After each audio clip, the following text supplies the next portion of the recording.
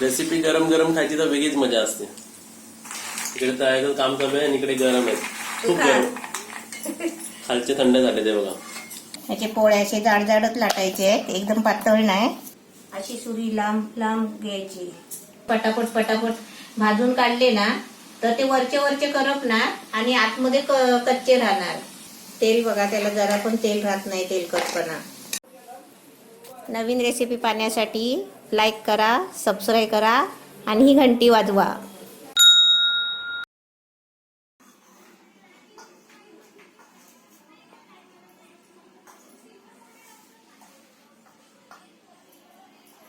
नमस्ते, मी आज शंकरपाळे बनवते. त्याच्यासाठी लागणारं साहित्य दाखवते. हे बाऊल आहेत ना काचीचे, हे मी 4 वाट्या पीठ घेतलंय मैद्याचं. हे 4 बाऊल घेतले.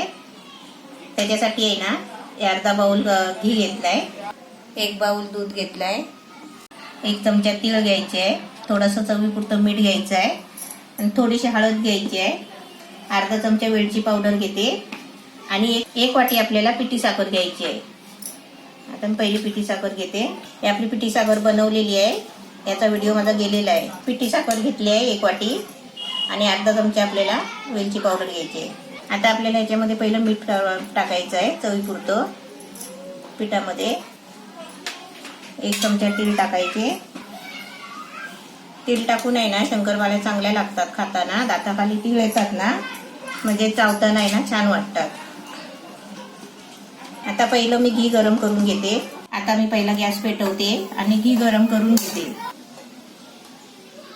घी चांगला आहे ना कडकडीत गरम करून घ्यायचा आणि आपल्याला पिठामध्ये मोहन टाकायचं आहे. घी चांगला कडकडीत झालाय बघा गरम.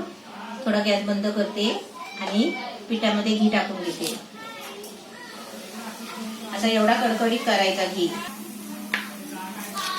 आणि आपण घी पिठामध्ये ओतला ना की हाताने नाही कालवायचं, चमच्यानी. असं ढवळून झालं ना चमच्यानी की आपल्याला हाताने ते पीठ मिक्स करायचं आहे. म्हणजे सगळं घी आहे ना पिठाला चोळून घ्यायचं आहे हाताने. आता हे चमच्याने बघा मिक्स करून घेतलंय. आता हे हाताने असं सारखं चोळून घ्यायचं.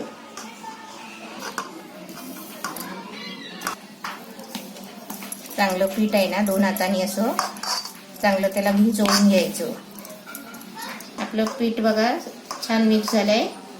आता मी आहे ना दूध आणि साखरेचा थोडा पाक बनवते. आता या भांड्यामध्ये मी दूध ओतते आणि त्याच्यामध्ये पिठी साखर टाकते.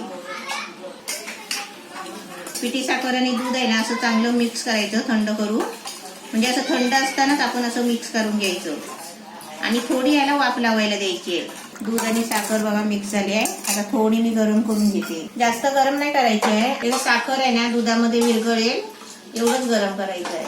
साखर एकदम विरघळली आहे. आपली जाडी साखर असली असती ना तर खूप टाइम लागतो आणि आपण पिठी साखर घेतली की कमी टाइम लागतो. आता मी गॅस बंद करते आणि ह्याच्यामध्ये आहे ना वेलची पावडर टाकते. आता वेलची पावडर टाकली आहे. आता थोडीशी आहे ना हळद टाकते. थोडीशी हळद टाकायची.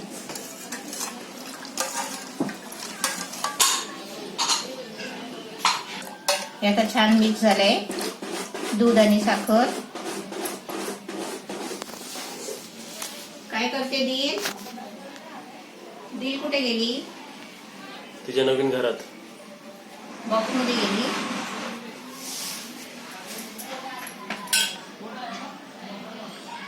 आता हे आपलं मिश्रण आहे ना थोडं थोडं टाकून आपल्याला गोळा करायचा आहे. हे मिश्रण आहे ना साखरेचं आणि दुधाचं थोडं थोडं टाकून गोळा करायचा. दिल बघा तिकडे काय करते. दिल काय करतेस? तिला आहे ना तिच्याबरोबर बोलत राहायला पाहिजे.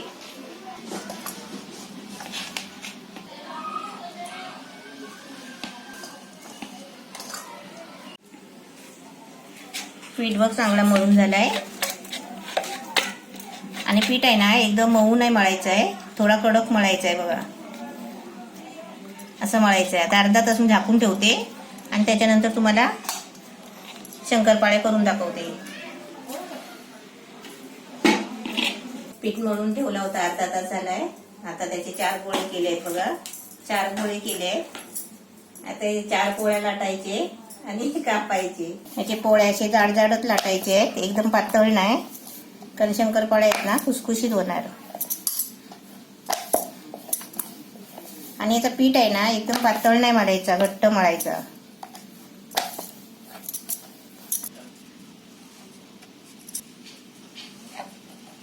अशी चौकोनी कापायचे आणि त्याच्यानंतर असे तुकडे पाड.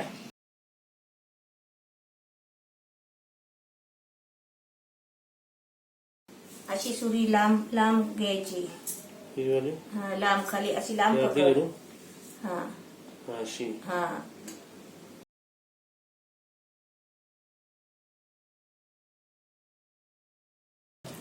छोटे छोटे छान वाटतात ना.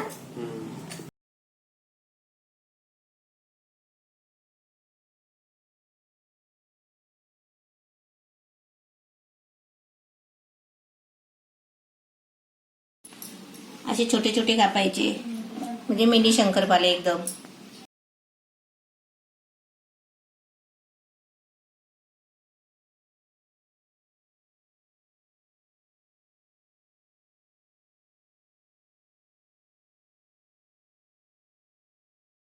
हे सर्व शंकरपाळे लाटून झाले, कापून पण झाले. हे छोटे छोटे पप्पूनी कापले, हे थोडे मोठे मी कापले. आता तेल तापलाय. आता मी तेलामध्ये आहे ना हे सर्व तळून घेते. पहिले तेल तापलंय काय बघायचं. तेल तापायला आलंय म्हणजे असे बुडबुडे आहेत ना टाकल्यावर की तेल तापलंय समजायचं. आणि आता आपल्याला एवढं तेल तापलं ना की त्याच्यामध्ये आपल्याला शंकरपाळे टाकायचे.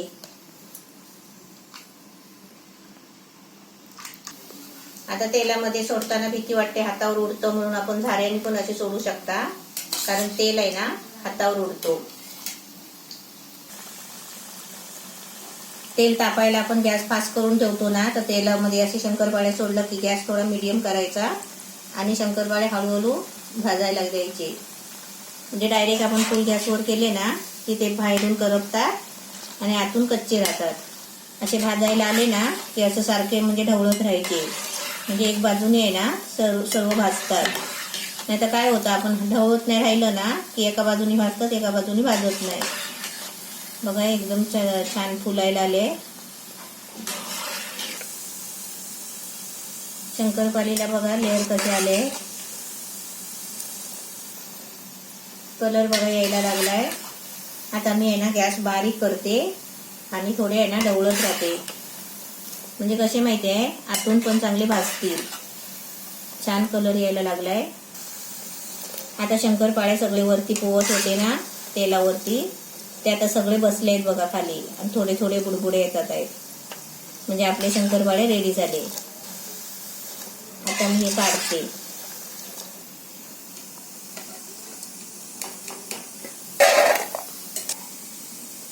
कलर यायला लागल्यावर गॅस एकदम कमी करायचा.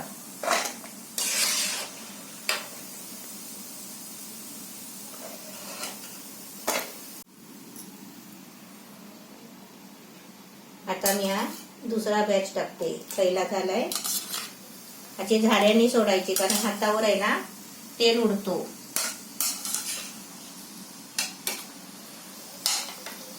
आपण तेलात सोडले की असे बघा वरती एकावर एक राहतात.